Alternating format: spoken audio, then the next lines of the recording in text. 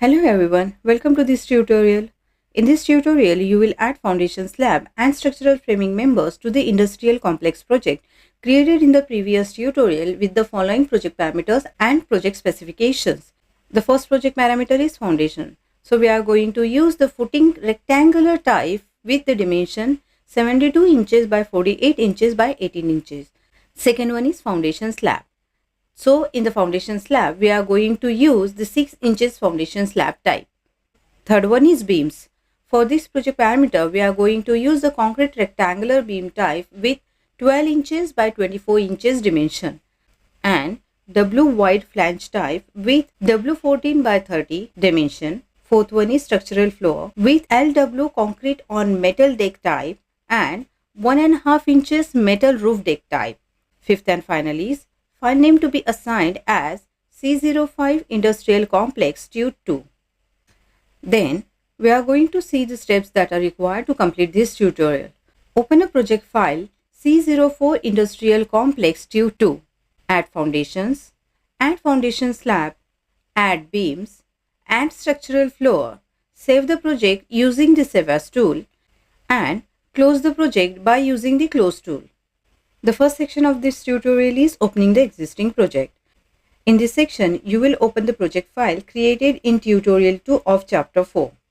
To do so, go to the file menu, click on it and choose project option from open menu bar. You can see here the open dialog box is displayed on the screen.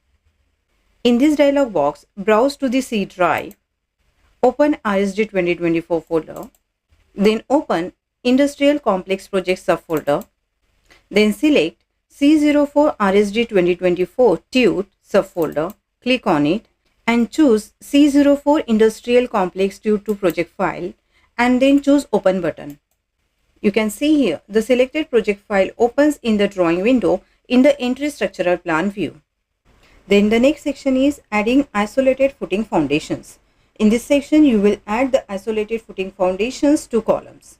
To do so, go to the Structure tab and choose Isolated tool from Foundation panel. You can see here the Modify Place Isolated Foundation contextual tab is displayed. Next, in the Properties palette, select Footing Rectangular 72 inches by 48 inches by 18 inches from Type Selector drop-down list if it is not selected by default. After that, choose the Add Grids tool from Multiple panel. See here, the Modify Place Isolated Foundation and Grid Intersection contextual tab is displayed. Next, move the cursor and place it on grid C and click when the grid is highlighted. Then press and hold the Control key and select the grids marked 1, 2, 3, 4, 5, 6, 7, 8, 9, A dash, B dash, A and B. Release the Control key and choose the Finish button from Multiple panel. You can see here the warning message is displayed on the screen. Just ignore and close this warning message. Then press Escape to finish insertion of the isolated foundations and then exit from the Isolated tool. To do so, move the cursor and place it toward the isolated foundation added at the intersection of the radial grids and click when the foundation is highlighted. Then press Delete. The isolated foundation is deleted from the project. Then we are going to see the next section, that is adding a foundation slab. In this section, you will add a foundation slab in the foundation level structural plan. To do so, double click on the foundation level node in the structural plans head of project browser and then invoke the Foundation Slab tool from the Foundation panel. You can see here the Modify Create Floor Boundary contextual tab is displayed. Next, in the Properties palette, select the Foundation Slab 6 inches Foundation Slab option from the drop-down list. Next, in the Properties palette, select the Foundation Slab 6 inches Foundation Slab option from the Type Selector drop-down list if it is not selected by default. Then, in the Draw panel of the Modify Create Floor Boundary contextual tab, ensure that the Boundary Line tool is chosen and the Rectangular tool from the list box displayed next to it. and then invoke the rectangular tool from the list box displayed next to it. After that, in the options bar, click in the offset edit box and enter the value 1 feet to replace the existing value in the edit box. Then press enter. Next, move the cursor and place it at the intersection of grid C and grid 9 and click when the midpoint snap is displayed at the grid intersection. Then move down the cursor toward right and place it at the intersection of grid C and grid 7. Then click when the endpoint snap is displayed at the intersection. Now click on the other two grid intersections A7 and A9. Then choose the Finish Edit Mode button from the Mode panel. Then choose the Modify button from the Select panel to exit the Foundation Slab tool. Then the next section is Adding Beams. In this section, you will add concrete and flange beam to the project view. To do so, double-click on the second floor node of the structural plans head in the project browser. You can see here the second floor plan view is displayed on the screen. Then invoke the beam tool from the structure panel. You can see here the Modify Place Beam contextual tab is displayed. Then in the Properties palette, select the concrete rectangular beam 12 inches by 24 inches from the Type Selector drop-down list. After that, choose On Grids tool from the Multiple panel. Also ensure that the Tag on Placement tool is selected in the Tag panel. Then select Grid C by clicking on it. You can see here the beam of the selected type are added between the midpoint. Then press and hold the Control key and select grids A, B, 7, 8 and 9. You can see here the beams are added between the intersections. After that, choose the Finish button from the Multiple panel. Then in the Properties palette, select the option W14 by 30 from the Type Selector drop-down list. Then choose On Grids tool from Multiple panel. After that, select Grid 6. A beam of the selected type is added between the intersection of grid 6 with the other grids. Then press and hold the Control key and select grids 5, 4, 3, 2, 1, A- and B-. The flange beams are added between grids. Then choose the Finish button from the Multiple panel and press Escape to exit the beam tool.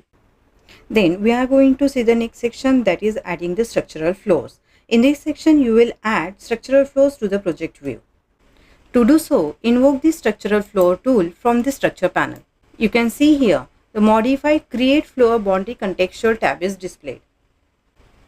After that, in the Properties palette, click in the value field corresponding to the height offset from level parameter and enter 19 by 4 inches and press enter. Then choose the Edit Type button. You can see here the Type Properties dialog box is displayed. In the Type Properties dialog box, select LW Concrete on Metal Deck option from Type drop-down list. After that, in the Draw panel of the Modify Create Floor Boundary contextual tab, choose the Boundary Line tool if not selected. Then invoke the Rectangle tool from the list box displayed next to Boundary Line tool. After that, in the options bar, replace the value in the offset edit box with 1 feet and press enter. After that, move the cursor and place it at the intersection of grid 9 and grid C. Click when the endpoint snap is displayed. Then move the cursor downward toward the right and place it at the intersection of grid A and grid 8. Click when the endpoint snap appears at the intersection. After that, choose Finish Edit Mode button from Mode panel. The floor boundary is created and is highlighted in blue color. Then press Escape to exit the Structural Floor tool. Then again invoke the Structural Floor tool from Structure panel. You can see here the Modify Create Floor Boundary contextual tab is displayed. In the Draw panel of the Modify Create Floor Boundary contextual tab, choose the Boundary Line tool if it is not selected by default. After that, choose the Peak Support tool from the list box displayed next to the Boundary Line tool chosen. After that, place the cursor on the grid B.